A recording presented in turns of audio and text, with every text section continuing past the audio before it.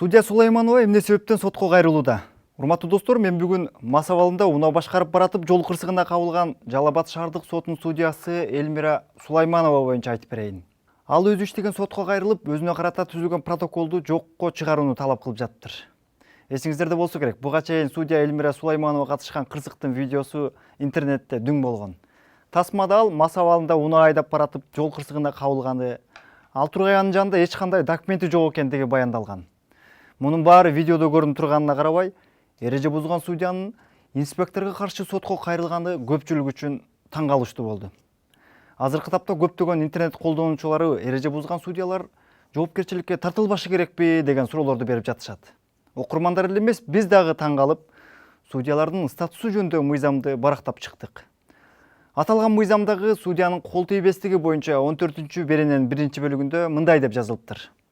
Судья кылмыш жасаган жеринде кармалгандан башка учурларда кол тийбестик укугуна ээ жана кармалууга, камакка алынууга, тинтүүгө же жекелей текшерүүгө кабылууга тийиш эмес.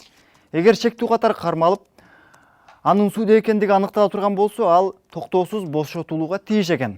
Жөнөкөй тил менен түшүндүрүп айта турган болсок, тартип сакчылары судьялар кылмыш кылып же эреже бузганына өздөрү күбө болбосо же алардын үстүнөн чыгып кармап албаса, алардын артынан кууп жүрүп, кармап, анан сурак алып, тиги кылышка эч кандай акылары жок экен.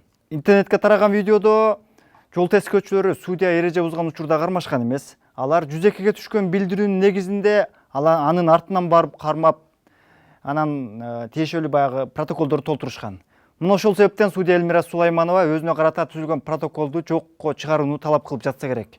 Учурда бул иш судья Элмира Сулайманова иштеген Жалал Абад шаардык сотунда каралууда. Ал эми сотко чакырылган жол тескөөчүлөр бул иш башка сотто каралышы керек эле деп талап кылып жатышыптыр. Мындан ары бул иш кандай чечилет, мунун баары албетте Элмира Сулайманованын кесипчистеринин колунда. Урматтуу достор, сиздерге биздин маалымат жакса, эгер жакпаса деле биздин каналга катталып, пикир калтырып, лайк койсоңуздар болот. Ошондой эле бизди бардык социалдык тармактардан издеп таба аласыздар.